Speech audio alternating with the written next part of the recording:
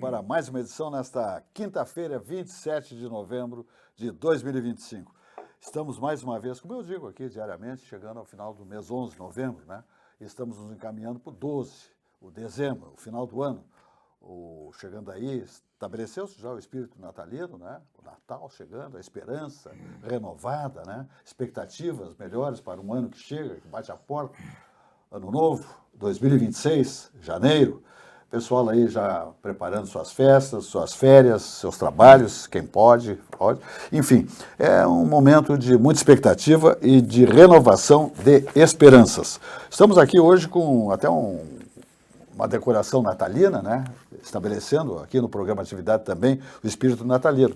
Isso aqui é quem nos patrocinou aqui, vamos dizer, foi exatamente a Daniela Jacobsi. A Daniela Jacobsi, titular do programa Mães Sem Culpa. Olha, Mães Sem Culpa. Alô, mulherio, homens, mulheres, especialmente as mães, né? Maternidade, sabe? Como criar bebês, mamãe, gestação, essa coisa toda. E também os pais, né? Também a vida do chefe de família também é abordada nesse programa da Daniela Jacobsi, que é exatamente Mãe Sem Culpa, tá?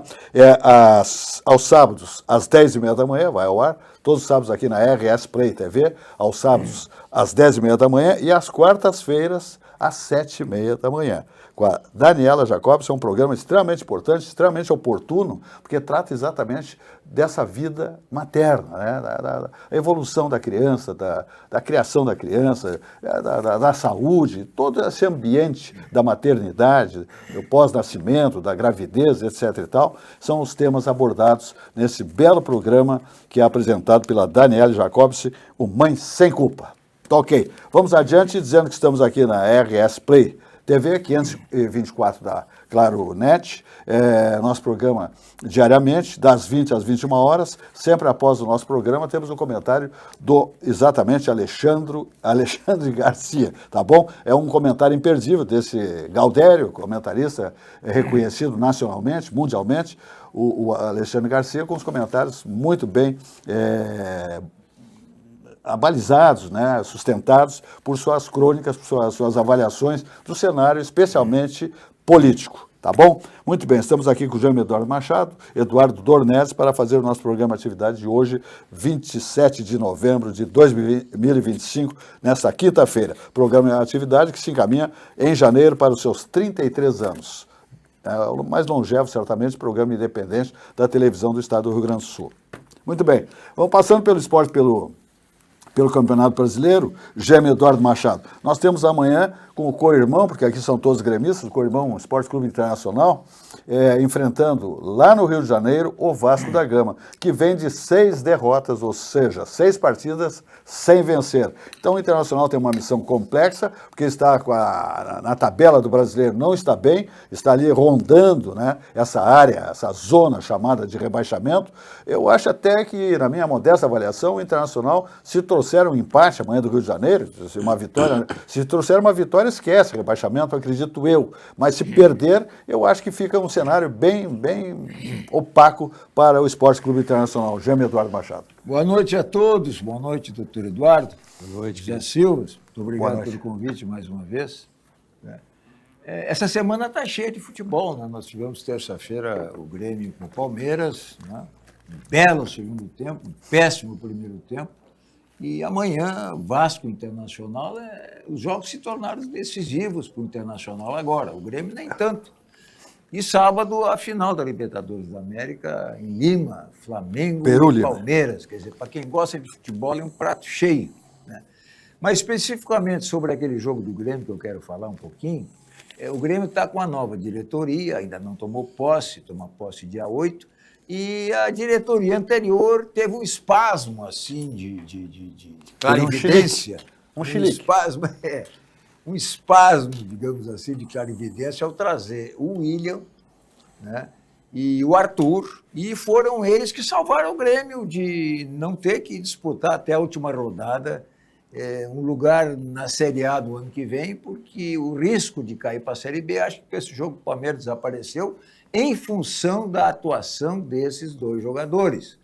Eu estive lá, né, uma noite muito bonita, o estádio não estava lotado, 20 e pouco mil de espectadores, parece que não chegou a 30, mas no primeiro tempo foi um desastre, né? E o que salvou o Grêmio foi o gol do Amuso, ao apagar das luzes do primeiro tempo, como se dizia antigamente, e no segundo tempo saiu o Edenilson, que está marcado pela torcida, jogador limitado, acho que é bananeira que já deu cacho, eu acho que não se pode esperar muito mais dele, e entrou o William, que fez duas coisas. Primeiro, usou o futebol dele para tomar conta praticamente do meio de campo. O Palmeiras dominou no primeiro tempo. E, ao mesmo tempo, desafogou o Arthur, que pôde jogar. E, a partir deles, o Grêmio chegou ao 3-1, levou um gol no final. O Palmeiras ainda teve um jogador expulso. Enfim, foi uma noite de afirmação. Acho que o treinador do Palmeiras, sob certo aspecto, subestimou um pouco o Grêmio, porque ele poderia ter deixado os titulares para entrar se houvesse necessidade, afinal, estava disputando com o Flamengo e continua disputando com o Flamengo, mas deu uma chance agora para o Flamengo muito grande. Foi uma noitada boa. Acho que esses dois jogadores, para encerrar o Grêmio, salvaram o Grêmio de, possivelmente, cair para a Série B. O Internacional está em dificuldade, isso aí é óbvio, né? Está em dificuldade. O jogo com o Vasco é um jogo difícil. O Vasco também está lá com o drama com o Fernando Diniz. As contestações são muito fortes. Vai ser um jogo muito bom de assistir. Eu confesso tranquilamente, como gremista, não tenho nenhum interesse que o Internacional caia, porque são duas rendas ótimas que o Grêmio vai ter, e o Internacional também, tendo 2 Grenais do ano que vem na Série A. É coisa de torcedor. O torcedor quer sempre ver a caveira do outro. Eu, francamente, já com a vivência que eu tenho... Exatamente. Eu acho que interessa mais... né? Interessa mais emoção de 2 Grenais. É uma instituição muito grande, o Internacional, sem dúvida nenhuma, o co-irmão, né? Uma referência no Rio Grande do Sul, como o Grêmio Porto Alegrense, evidentemente, né? Que simbolizam o melhor futebol, um dos melhores futebols do Brasil, campeões mundiais, né? O mundo conhece essas duas equipes, então a gente também não tem essa pretensão de ver o co-irmão assim completamente, né, debilitado, enfim. É claro que a rivalidade estabelece isso aí, especialmente o torcedor mais jovem, que é muito mais aquecido, né? Que é sempre ver o adversário na pior situação. Mas quem é já mais calejado e tal, já está mais maduro, já não enxerga dessa maneira, né? Com algumas exceções, evidentemente. Eu até seco, mas amanhã eu não estou torcendo para que caia, né? Estou torcendo para que perca. Ele vai ganhar mais adiante, então... Eu acho que... mas se trouxer um empate lá, se trouxer, como eu digo, a própria vitória, eu acho que o Internacional esquece rebaixamento. Mas se perder, com essas composições que tem... Porque o campeonato está mais empolgante no rebaixamento que na ponta. A ponta está praticamente decidida. O Flamengo é campeão. Dois, né? O Flamengo, provavelmente, ou o Palmeiras, seja como for, os dois, né? Um dos dois. Exatamente. Quando o senhor fala que Edenilson é bananeira que deu cacho, eu lhe digo o seguinte, eu até gosto do Edenilson, um ex-colorado, que andou lá no Atlético Mineiro também, esse rapaz. O Edenilson, e parece que também surgiu no Juventude, eu acho que ele é um batalhador, ele não se encolhe. Tem mérito, não é um cracão, é um craque, mas é uma abelha, está sempre laborando, está sempre trabalhando. Chegou a ser convocado para a seleção brasileira. Exatamente. Teve um período muito bom no Internacional. Se me perguntassem agora, José Silva, preferem um Edenilson ou um Mano Menezes? Edenilson a vida inteira. O Mano Menezes, inclusive, agora mostrou o outro lado, outra face, ele é deseducado. Ele não tem um técnico da estirpe do Mano Menezes, não pode mandar um torcedor para onde ele mandou, entende? Dedo no meio. Não tem nada a ver. Aqui tem uma fragilidade. O que ele fez também na partida do Grêmio lá no Rio de Janeiro, contra o Botafogo, ele entregou os 3 pontos. 3 pontos ele botou na lata do lixo pela cabeça dele. Aliás, foi uma falha da direção, que sabia o que ele ia fazer e autorizou, deixou. Não, ele tem que dizer para ele um pouquinho, seu Mano Menezes, ganha R$900 mil por mês aqui no Grêmio para fazer a equipe ganhar. Mas Não. Se o ministro Alexandre de Moraes fez o mesmo gesto, bom. Treinador de futebol pode fazer. Mas desse aí tudo se espera. Esse aí é de uma prepotência absoluta. O exemplo foi um mau exemplo. O exemplo veio de cima. Se o ministro Alexandre de Moraes fez o gesto para toda a torcida que estava lá em Parque Antártico... Então o Mano Menezes viu e gostou, tá certo. Não, tá certo. Acho que tá certo. Muito bem. Então tá. É isso aí, o Eduardo Dornelles. A palavra convence, o exemplo arrasta. Arrasta. Não, ele fez para um torcedor só. O ministro foi pior, ele fez para todos, porque a vaia foi todos. geral. Mas não pode fazer para um nem para meio. Erga omnes. Gêmeo, o cara Gêmeo, eu começo pelo prolabore dele, pelo salário dele. 900 mil para ir mandar um torcedor do clube, aquele torcedor que está pagando lá, Tá sócio do Grêmio está pagando esse cara, tá entendendo? Para aí um pouquinho, ó, mais educação, para. Note que a natureza da permanência das pessoas, de ambos os personagens, nos cargos, nos seus respectivos cargos, também parecem independer da opinião pública, não é mesmo? E o subsídio do ministro é bem mais baixo. Né? Pois Por então. uma razão podia fazer do que ele. Então. É inexplicável um acontecimento desse, eu digo numa boa, tá? Partindo de um treinador de uma equipe como a do Grêmio Futebol Protagonista. Ele deveria ser, inclusive, penalizado pela direção. Ele deveria ser penalizado pela direção. Ele não pode ter esse comportamento, absolutamente. Mas comenta-se, Zé, que depois do jogo, com a vitória, os dois se abraçaram, lá tá tudo resolvido. Não interessa, Gêmeo. Tu quer aliviar o cara. Não interessa. Eu tenho uma opinião sobre a Depois que matou, cárcere. sobre a questão da intenção de que o co-irmão caia ou não caia para a segunda divisão, ou se dê mal ou não se dê mal. Eu penso que cada um tem que torcer para o seu time e até eventualmente secar o outro time. Porque essa lavação de pano, eu sei que vocês são muito políticos e doutores nisso, mas não é bom para nenhum dos dois clubes. Porque vira morna a rivalidade. Tem que torcer para o mal do outro, sim, desde que não seja ilegal. Eu acho o seguinte... Até para que o outro retorne... Não, deixa eu só terminar. Não, aqui. desculpa. Até para que o outro retorne, se tiver que retornar, ou não chegue a cair, de uma maneira muito mais forte, né? Porque senão, olha só, vou te ajudar aqui, vou te ajudar ali, ninguém cresce. Parece um Bolsa Família futebolístico. Eu acho o seguinte, a posição do torcedor é uma, do dirigente é outra. O dirigente pensa na renda, no jogo, né? Então, o torcedor quer a caveira do outro, isso aí é normal. É isso aí. E faz bem pro outro time também, porque volta com sangue nos olhos e volta melhor. É isso É aí. verdade.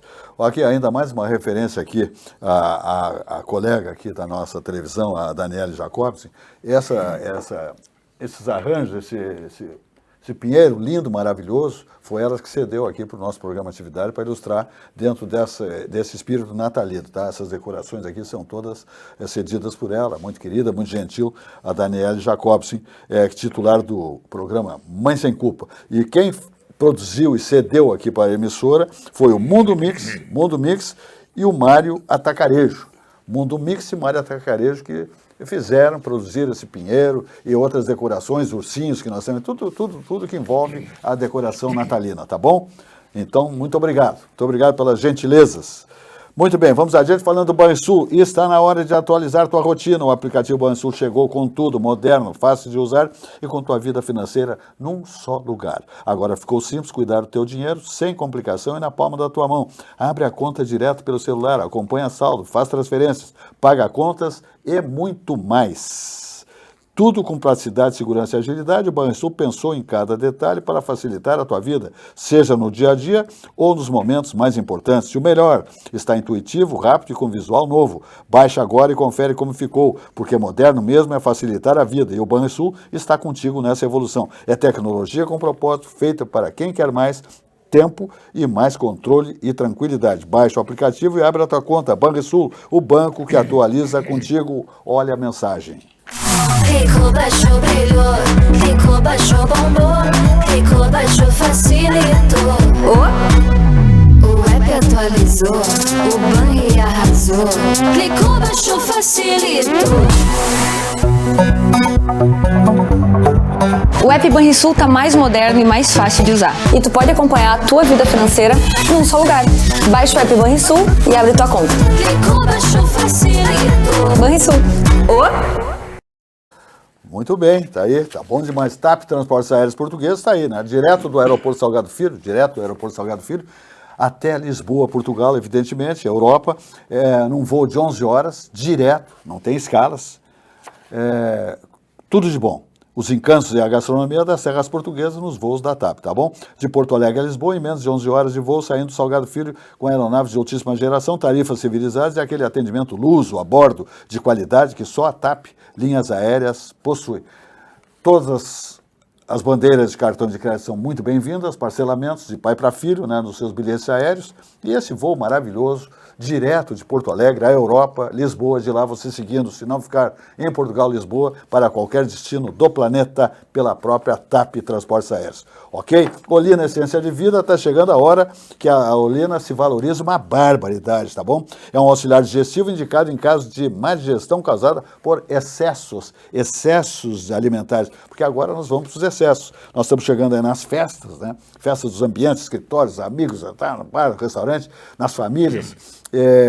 Então, é o Natal, é o Ano Novo, é férias. Olina tem que estar presente na bagagem, sempre junto com a gente em qualquer ambiente, né, seja residencial, no corporativo, ou então, portanto, na empresa, no escritório, consultório, etc. Na mala, na hora de viajar. Olina Essência de Vida, Laboratório Vesp, há mais de 100 anos, portanto, centenário, absolutamente centenário. E o Zafari está aí comemorando seus 90 anos, Grupo Zafari, crescendo uma loucura, porque é um padrão, um modelo de empresa, de grupo, o Grupo Zafari, com novas lojas lindas, maravilhosas, muitos bourbons por aí e muitas edificações de altíssima qualidade, de altíssima geração, produzidas pelo Grupo Zafari, onde economizar é comprar bem.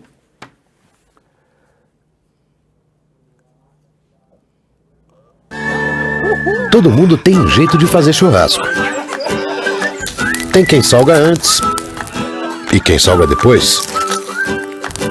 Faz no espeto ou na grelha, com aperitivos ou direto ao ponto. E tem o Nestor. Aí, vizinho! Dia bonito pro churrasco, né? Chega aí, Nestor. Aí sim! Esse cheiro tá bom, hein? Seja qual for o seu jeito, tem sempre um Zafari pra você. Salzinho aqui, ó. Salzinho, pronto. Vai, sim. Zafari. Economizar é comprar bem. Dessa vez tá bem do meu jeito. Muito bem, vamos adiante. Chama Eduardo Machado. Temos notícias aí políticas do país, né?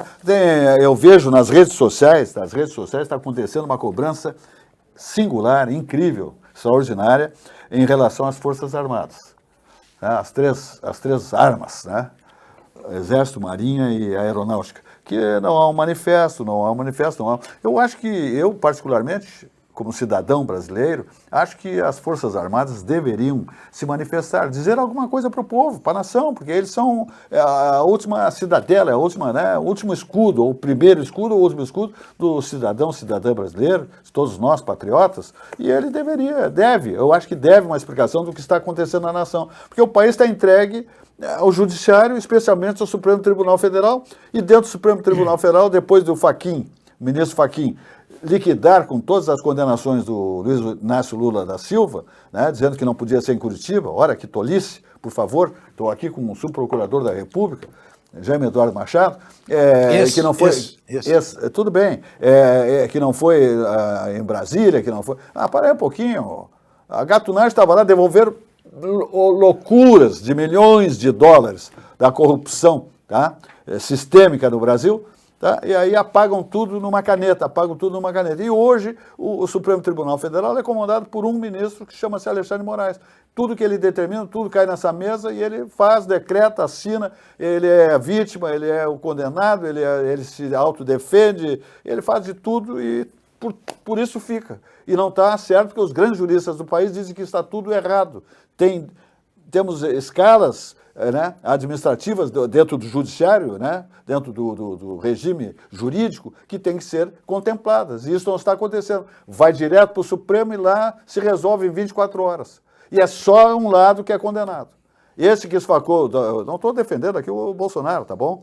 Estou defendendo a democracia, que fala em democracia, eu vejo lideranças do país falando em democracia. Que democracia nós não temos hoje no país. Quer dizer, esse rapaz lá que esfaqueou o Bolsonaro, que vai acabar matando o Bolsonaro já fez 8 cirurgias, esse aí está biguado fora d'água. Não, pega a condenação, está manicômio, não sei o que lá, deve estar em casa, dormindo, tomando cachaça. E o resto, quem está do outro lado é cadeia, é processo, foge um, o outro não sei o quê. O que tu me diz, João Eduardo Machado? Olha, com toda a sua hoje eu vi experiência, sua bagagem. Hoje eu vi uma frase num dos grandes jornais aqui de Porto Alegre. Sabe que o Lula, além de tudo, é um grande frasista, né? Ele diz o seguinte, palavras do Lula, prendendo Bolsonaro, o país deu uma lição de democracia ao mundo. E aí um diabinho assim me assoprou, digo, e soltando o Lula, o país deu uma lição de corrupção ao mundo. Né? Evidente, quer dizer, foram as duas coisas. Agora, como terminou o julgamento de todos os implicados no 8 de janeiro, né, eu acho que agora vai ter tempo para cuidar do Banco Master, né, para se preocuparem com o escândalo dos Correios, né, para se preocuparem com os velhinhos do INSS, né, vai sobrar tempo.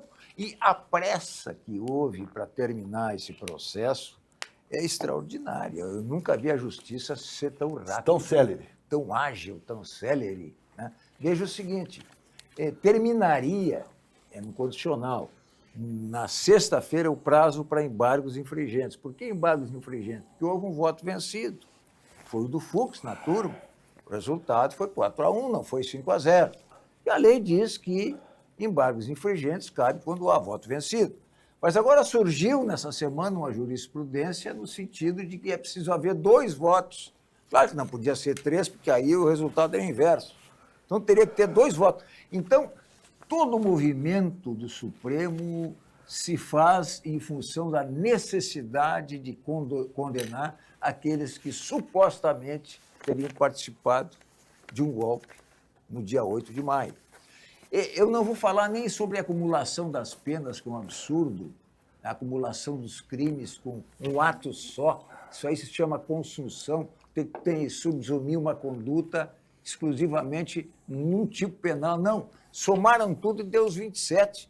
Quer dizer, tentativa de abolição do Estado. Somaram até a data. Até a data. Né? E golpe de Estado.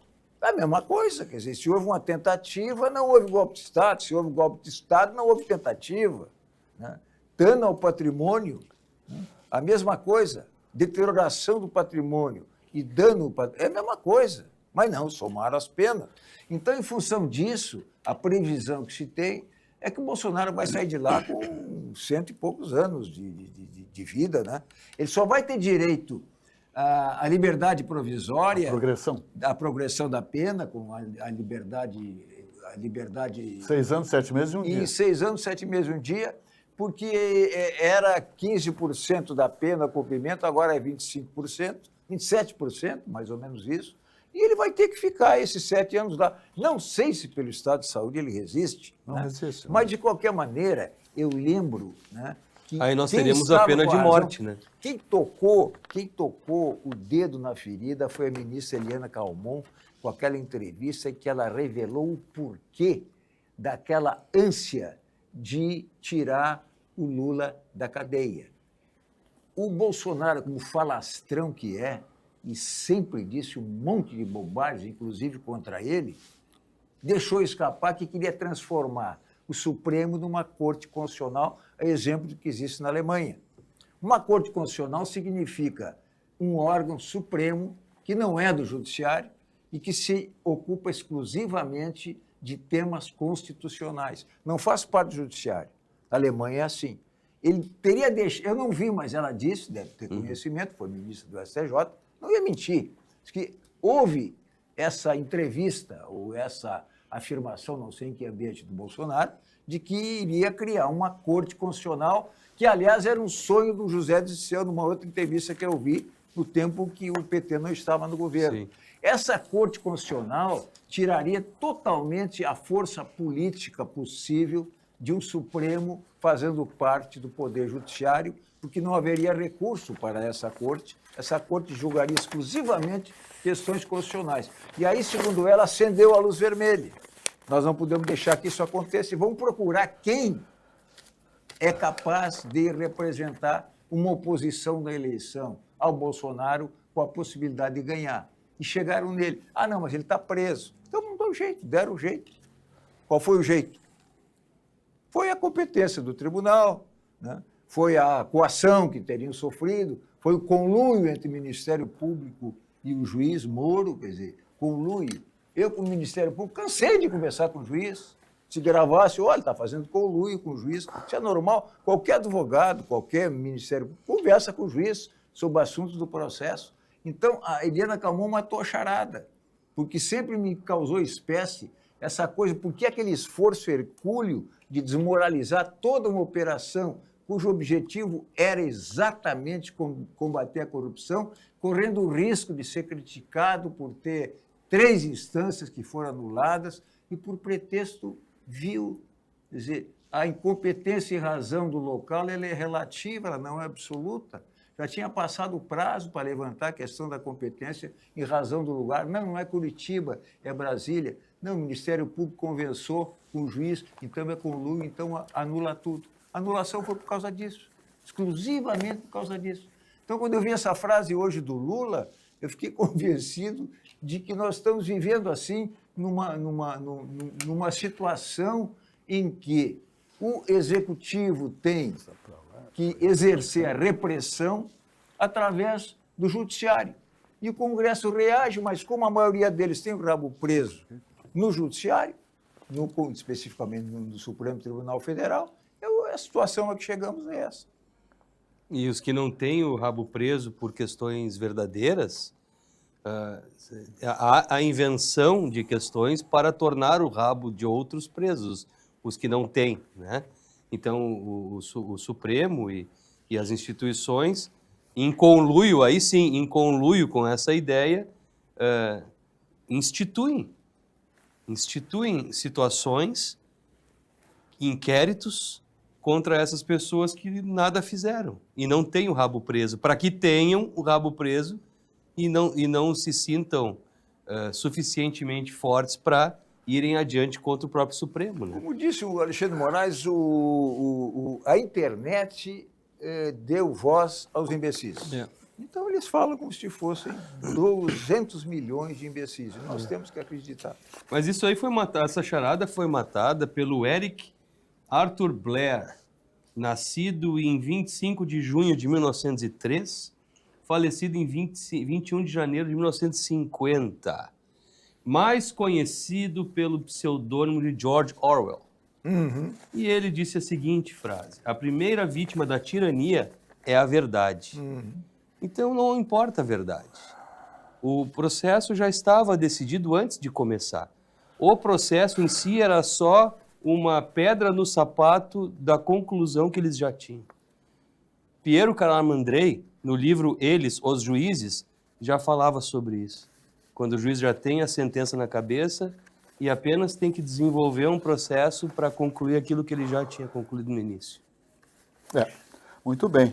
Programa Atividade das 20 às 21 horas, diariamente, e sempre após o programa Atividade, 21 horas, então, um comentário do Alexandre Garcia, ok? Então, presta atenção que é um comentário muito interessante, sempre muito abalizado. Vamos falar da Algair Incorporações, que é uma empresa padrão, modelo, perfeccionista, né?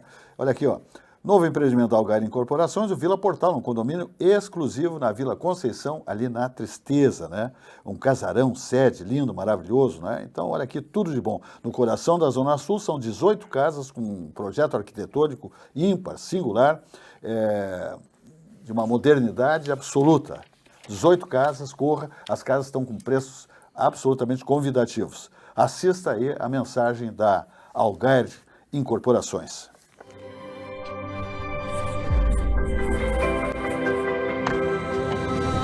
Vila Portal. Um condomínio exclusivo no menor e mais charmoso bairro da cidade, a Vila Conceição. 18 casas em torno de um patrimônio histórico. Um casarão colonial que está sendo restaurado para ser o coração social da Vila Portal. Muito bem, tá aí então a mensagem da Algair Incorporações, né? Com esse condomínio extraordinário, você tem uma vista para o Guaíba, lá de cima, né, da Vila Conceição, lá nesse casarão, lá nessas casas lindas, maravilhosas, imperdível, é vista eterna, como se diz, tá? Vamos falar aqui, olha aqui, a adega, vamos fazer aí, né, reformular tudo, porque está subindo o líquido, que é o vinho, o espumante, o champanhe, etc. e tal, branco, tinto, rosé. O vidro está caro, o imposto está caro, o produto está caro, frete está caro. Então, faz aí o teu estoque, porque isso que eu vou dizer aqui agora vai terminar, tá? Vai terminar. Olha aqui, ó. Na Vinhos do Mundo, a Black Wine é um convite para viver experiências, brindar histórias e descobrir novos sabores. Este ano são mais de 220 rótulos com descontos. Agora sim, presta atenção. Com descontos de 50%, 55%, 62%. Black Wine Vinhos do Mundo, grandes descontos em uma experiência única. Então faz o teu estoque. Aqui tem as festas natalinas, Réveillon, Ano Novo, na empresa, no escritório, consultório, depois na praia, nos condomínios, na serra, né? Nas suas férias, indo para Santa Catarina, faz o teu estoque, aproveita esses descontos de 50%, 55% e 62%, com mais de 220 rótulos selecionados para você viver uma verdadeira experiência. Então tá a dica aí, ó. Vinhos do Mundo Importadora, exatamente aqui, ó. Passe uma das lojas e vamos lá. É a Getúlio Vargas, 1135, Alameda Alípio César 203, Avenida Cristóvão Colombo, 1493. Se beber, não dirija. Venda vedada para menores de 18 anos. Todos os cartões de créditos absolutamente bem-vindos. Parcelamentos de pai para filho. Se a compra é um pouquinho pesada, Vinhos do Mundo leva até o seu domicílio e não custa nada, tá bom? Estacionamento, cortesia em todas as lojas. Vinhos do Mundo Importadora, melhor importador de vinhos do Brasil. Jaime Eduardo Machado. Essa questão que eu levantei aí da localização essa Corte Constitucional da Alemanha, né, que não é parte do Judiciário, é uma Corte Constitucional exclusivamente, ela é situada, por determinação legal, a 700 quilômetros da capital, para não se misturar, os seus membros não terem contato com os membros do Poder Executivo, inclusive legislativo, inclusive judiciário. É só a corte. Tem que ficar longe para não ser envolvida politicamente, para não ser influenciada. Eu morei um tempo em Brasília, a promiscuidade lá com relação ao contato que as pessoas têm é fantástica. Na época era o Piantella, todo mundo ia para o Piantella de noite, desembargador, ministro, juiz, enfim, era uma festa, né? Inclusive, aqueles que haviam debatido acerbamente num julgamento estavam lá todos confraternizando. Isso aí cria uma aproximação que não é saudável, não é adequada. E eu usei esse exemplo por isso. Quando a Eliana Calmon falou nessa Corte Constitucional, eu fui verificar, mas onde é que tem isso? De repente é lá no Equador, na Bolívia. Não, é na Alemanha. Alemanha. E na Alemanha aconteceu o seguinte, todos sabem, né? Na Alemanha e no Japão. Houve uma depuração com a guerra. Então, aquele sistema todo corrupto que hoje existe em todos os países, lá zerou. Começou do zero. E por isso que hoje são dois países exemplo, né, de lisura, né, de não influência, de tradição de corrupção que nós temos no Brasil. Eu não estou sugerindo que largue uma bomba aqui para limpar tudo, não é isso. Mas lá aconteceu. Eu já vi comentários acerca disso e tem procedência. Não foi o plano Marshall, depois da guerra, que levantou a Alemanha e o Japão. Talvez economicamente, claro que teve influência, mas também isso, aquele sistema de corrupção tradicional, endêmico, desapareceu.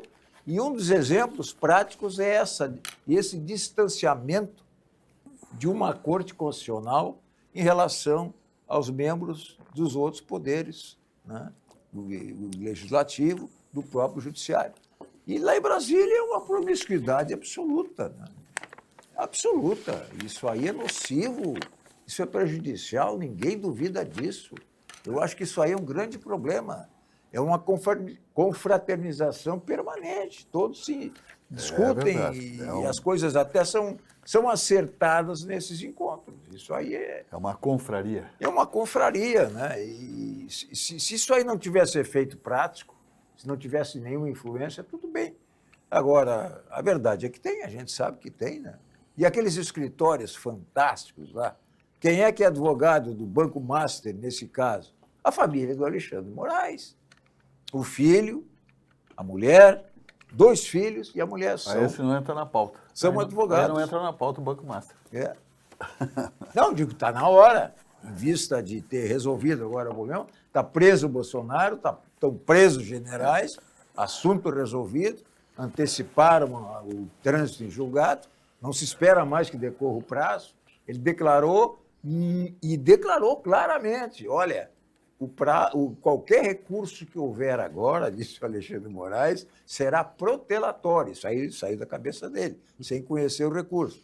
Consequentemente, transitou em julgado. Agora, se transitou em julgado, vamos tratar desses outros assuntos. Né? E ele citou a jurisprudência que tu disseste ali, se eu não me engano, ele citou uma decisão dele próprio, monocrática, para justificar a decisão dele de que não caberia novos recursos. Aí depois de dizer que é jurisprudência, é só dizer, né? Não precisa nem procurar o julgado. Né? Hoje ele declara que é jurisprudência e acabou. Então foi Alexandre de Moraes, se eu não me engano, citando Alexandre de Moraes. Ele que fez. Não. É. Mas na Alemanha, naquela época, teve eu estou conjecturando, não tenho essas informações aqui, não busquei, mas o que acontecia, o Goebbels, repetiu o que Hitler falava no Mein Kampf, né? Que é um capítulo chamado Engenharia das Emoções. Ele fala que basta prometer, não precisa cumprir, e basta prometer o que emocionalmente seja factível para a sociedade. Não precisa cumprir, a sociedade vem ao encontro da narrativa. Né? E o Goebbels disse, uma mentira repetida milhões de vezes, isso parafraseando o próprio Hitler nesse livro, ela se torna verdade. Os jornalistas, na época, também estavam todos a favor, na Alemanha, do Terceiro Reich, né?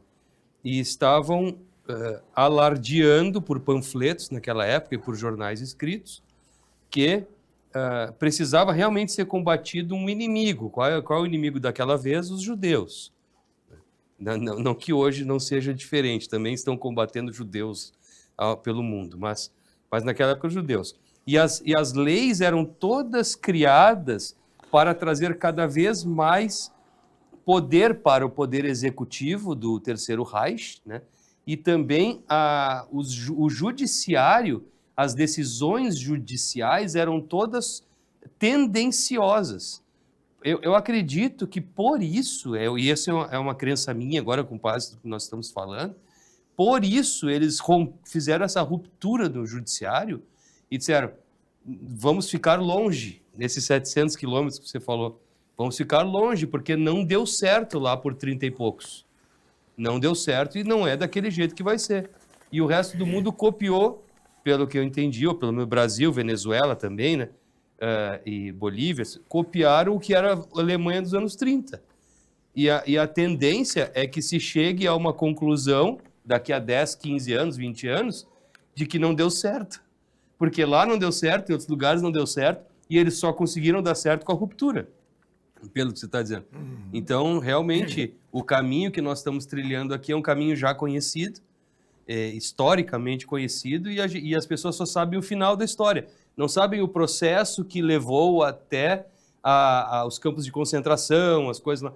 Como é que se convenceu milhões de alemães que aquilo era correto, que aquilo era devido, que aquele absurdo que fizeram com pessoas, com os judeus, e não só com os judeus, mas também muito mais com os judeus, era correto. Esse processo de convencimento as pessoas não sabem, só sabem o final. Por isso que o processo que acontece diante dos olhos, ele passa despercebido, porque não se sabe a história. Perfeito. Vamos falar de sucos Petri, que é a bebida de todas as estações, né, minha gente? Sua sede pede saúde, pede melhor. Sucos Petri, 100% natural, água de coco, o suco de laranja, o suco de uva, tudo 100% natural, sem açúcares, sem conservantes, é só coisa boa. É a bebida de todas as estações, é a bebida do ano inteiro. Por isso que eu digo, é o mais vendido, o mais consumido. Sua sede pede saúde, pede melhor. Olha a água de coco na hora de hidratar o seu organismo, depois do pique no lugar, da academia, da sua caminhada, água de coco Petri é indispensável na hidratação do seu organismo, tá? Então tá aí.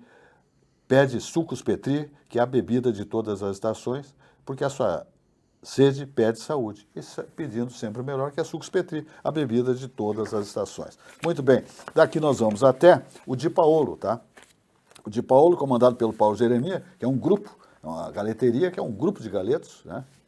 Grupo de galetos Di Paolo, comandado pelo Paulo Jeremia, André Jeremia, invadiu São Paulo, conquistou São Paulo, um dos públicos gastronômicos mais difíceis e complexos do mundo, porque lá tem uma fartura de grandes gastronomias, grandes chefes, né, reconhecidos mundialmente, grandes restaurantes, enfim. São Paulo é o templo da gastronomia no Brasil. E o Di Paolo encantou os paulistas, tá? Na capital e no interior. Como está em Santa Catarina, no Paraná, todo o estado gaúcho, tá? Chegando em Brasília, chegando na Foz do Iguaçu também, o grupo Di Paolo de Galetos. Visite a rede de galetos Di Paolo, tá? Olha aqui, ó, são todos lá os galetos, as maravilhas gastronômicas preparados com amor, temperos frescos e seguindo as receitas da nona. São pratos saborosos que são uma volta às origens, com toque caseiro para recriar experiências ao redor da mesa farta. Tem a sequência e tem o expresso Di Paolo também, no caso ali no Boulevard Laçador, tá bom? É o melhor da culinária típica da Serra Gaúcha que você encontra no Di Paolo. Comida saborosa, com essência artesanal. Di Paolo. Muito bem. Fala, Jaime Eduardo Machado. Eu falei aqui naquela frase do Alexandre Moraes, né, que a internet deu voz aos imbecis, mas tem coisas boas, né? Hoje é o dia de ação de graças nos Estados Unidos. O dia de ação de graças é hoje, em que é uma tradição que vem lá, um episódio que houve lá em 1621, com uma grande colheita e tal, e há 190 anos eles festejam o dia de ação de graças, é feriado, tem desfile, eu vi inclusive na televisão, e a propósito, né, disso, por isso que eu lembrei dessa coisa da internet. A internet tem coisas boas também, não tem só imbecis ali, tem pessoas que gostam de ver, né? Então tem uma pergunta num questionário ali, qual foi a melhor cena de filme que você já assistiu? E eu disse sem nenhuma dúvida, sem pestanejar, foi aquela cena do tango do cego, né? Como era o nome do ator aquele? Perfume de Mulher. Al Pacino. Al Pacino, né? Perfume de Ele Mulher. contratou um rapaz para levá-lo numa festa, né? E ele dança, né? Sim. E por um na cabeça.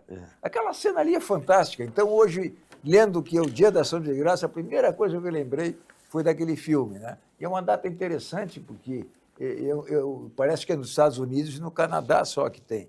Porque é o dia em que eles agradecem as realizações, os êxitos, a saúde durante o ano. Nós podíamos fazer uma coisa parecida aqui também, né? Mas não pode imitar os americanos, fica difícil. Nossa, imitar americano. E logo aqui leva para o lado político. Vai ter que fugir, né? Eu gostava de ter um dia de ação de graças aqui, que, na verdade, a gente também não tem muita coisa para celebrar esse ano, né? Tomara que do ano que vem a gente possa celebrar melhor. O Halloween tomou conta, né, do Brasil.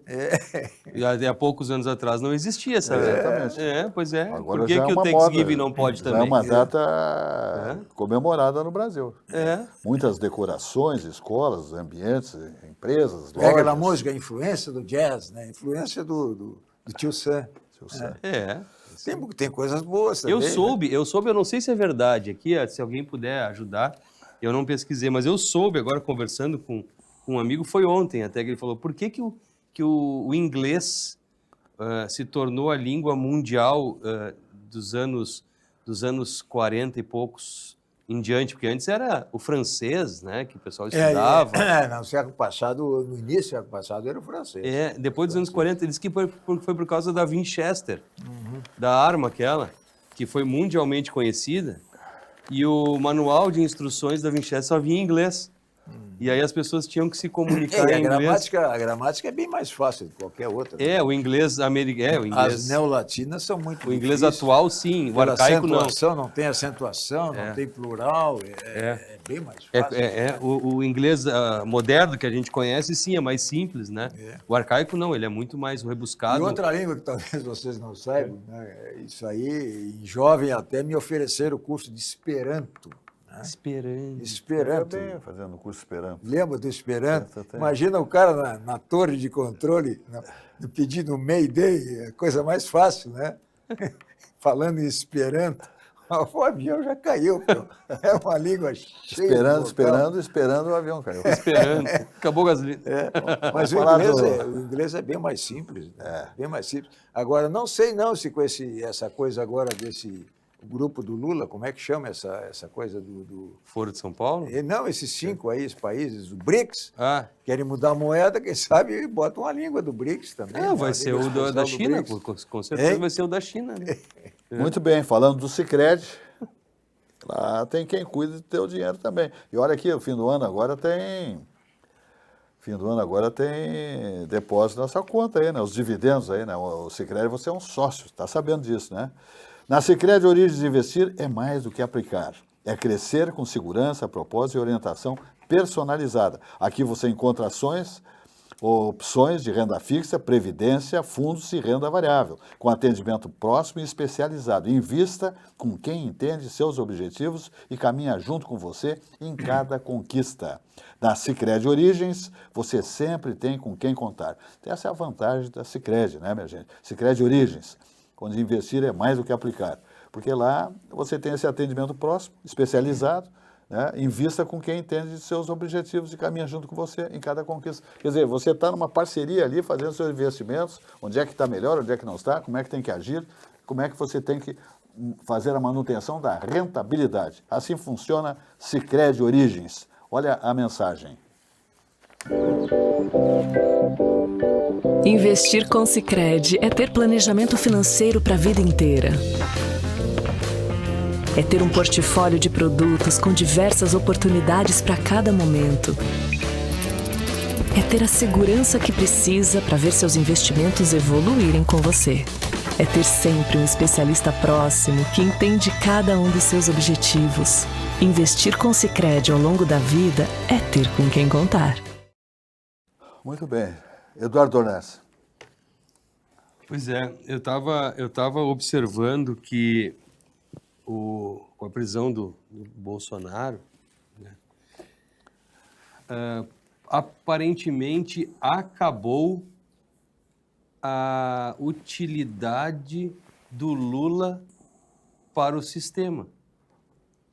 Esse sistema, segundo a ministra Helena Calmon, descondenou o atual presidente por causa de um medo, de um receio, de uma criação de uma corte constitucional, que seria a ideia do ex-presidente Bolsonaro.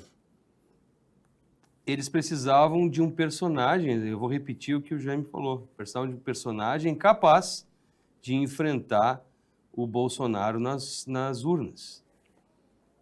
Mas agora, com o Bolsonaro preso, sem recursos possíveis, transitado em julgado o processo, ele preso, os generais presos,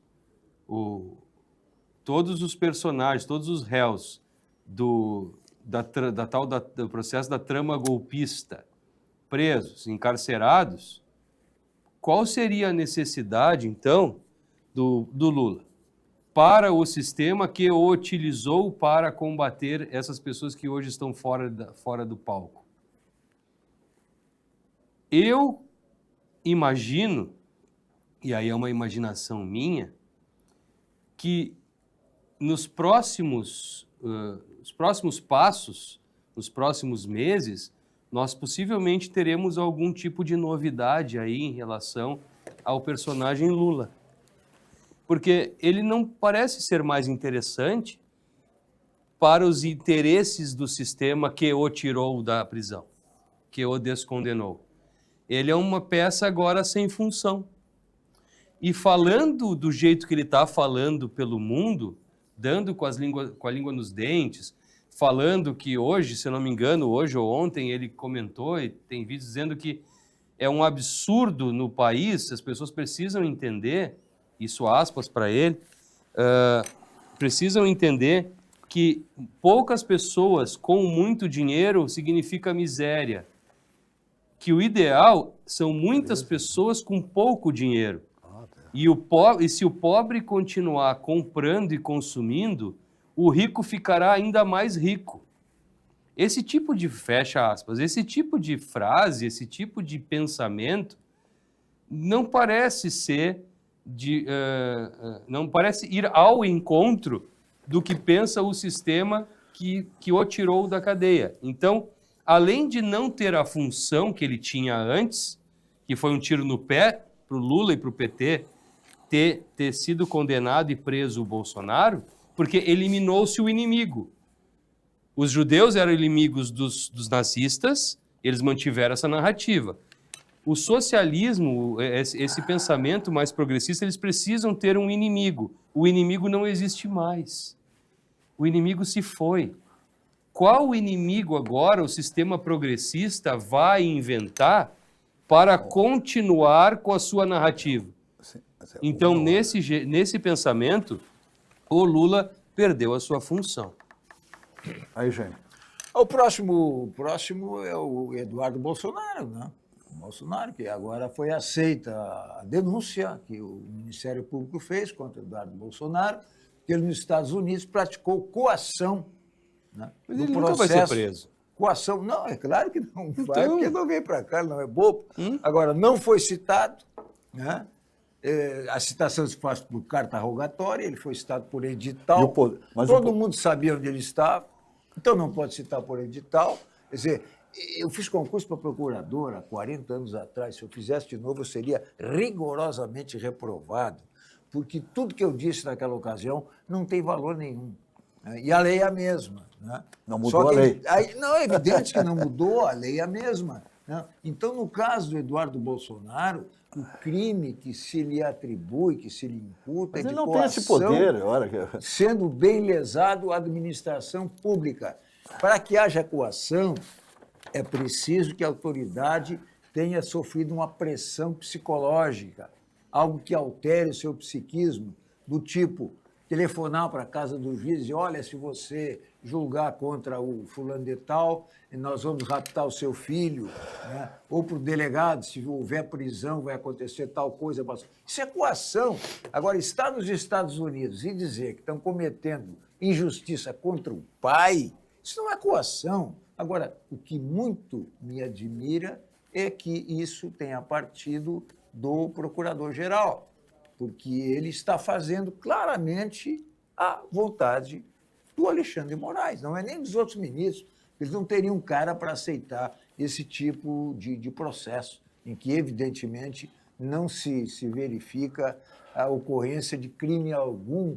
Quer dizer, que tipo de coação psicológica ele poderia fazer, dizendo simplesmente que o seu pai está sendo maltratado, está sendo mal julgado, não está tendo direito de defesa? Eu vou dizer uma coisa, se fosse com meu pai, eu faria a mesma coisa, talvez pior do que isso. Tá certo.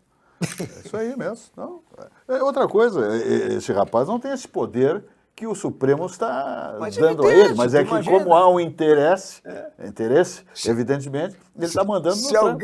Se alguém praticou coação, né, com a questão da taxa e com a questão da lei Magnitsky, foi o Trump. Foi o presidente americano. Foi o Trump, não foi ele, né?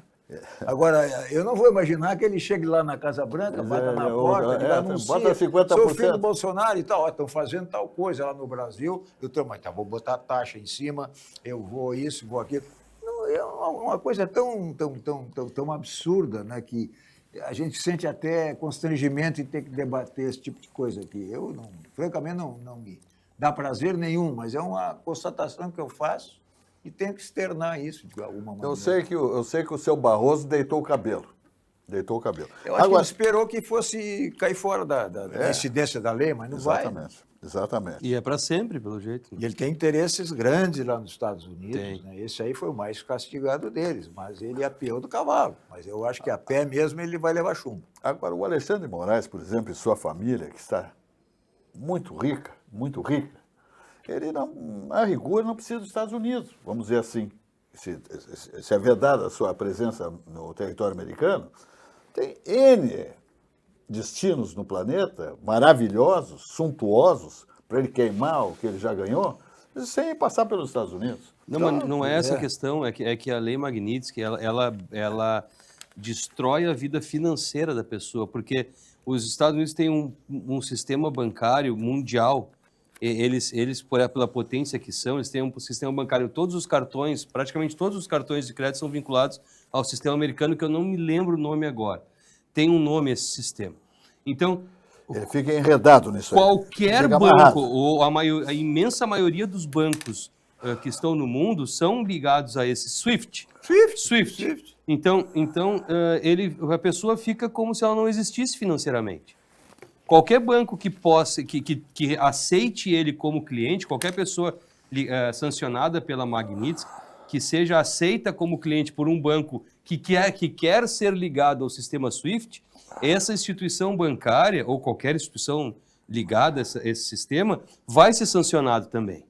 Então ao invés de bater o martelo e dizer, eu vou manter essa pessoa sancionada como meu cliente, ok, o sistema SWIFT diz, então você não está ligado a nós, você vai perder outros milhões de clientes. Então você vai manter esse cliente para perder outros milhões? Então, geralmente a pessoa é excluída do sistema, não consegue receber salário. Ele não está ligado nisso, ele não está preocupado Pois com aí isso. é que está. A amplitude da sanção do sistema da Magnitsky é esse.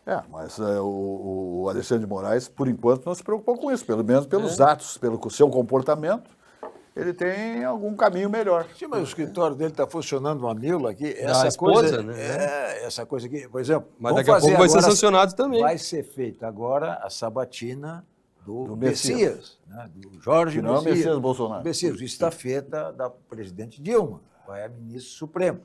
E estão segurando, que não querem fazer agora, por razões políticas, e o Alcolumbre, né? Que também não é flor. Também não é flor, ele quer fazer logo, porque está uma disputa lá, né? E essa escolha é uma escolha que é fundamental para o PT, porque ele vai ter uma maioria. Vai ser um Supremo Supremo da Presidência da República. Vai ter em 2026 isso é todo. importante. Quer dizer, então há uma preocupação muito grande com relação à indicação dele, né? E é uma indicação que, sei lá. Estamos chegando aí no final do nosso programa, já eu te pergunto, tu que é um homem experimentado, no melhor da atividade jurídica, né?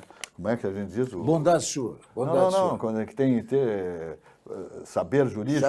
Quem tem saber jurídico é ministro supremo. Tudo bem. Conheço um pouco. Tudo bem. Agora, como é que pode a Constituição do país estabelecer que o presidente da República indica todos ministros do Supremo Tribunal Federal? Então, o sujeito que se elege 8 anos, como é no Brasil, duas eleições, 2 mandatos, dependendo da idade dos ministros, ele bota 4, 5, 6 lá dentro. É o sistema. Mas é um sistema errado. O STJ é assim que tá também. Errado. Não, mas isso aí é muito difícil de mudar. Muito difícil.